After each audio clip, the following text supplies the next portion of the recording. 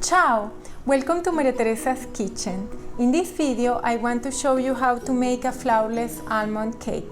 This cake is perfect for the summer with stone fruits and maybe some yogurt or whipped cream. Oil the cake pan and line it with parchment paper. Soften the butter and add the sugar. Mix until creamy. Add one egg at a time, making sure it's all mixed before adding the next one.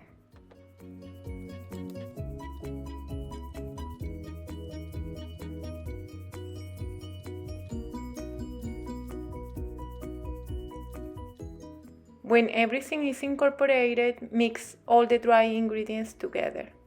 Add them to the egg mixture and mix again. Add almond extract. And when everything is combined, place it in the cake pan. Bake at 350 Fahrenheit for about 1 hour. Unmold the cake from the pan.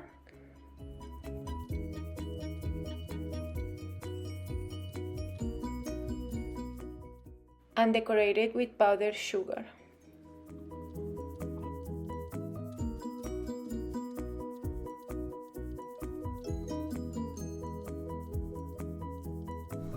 I hope you enjoyed this video and I'll see you next time.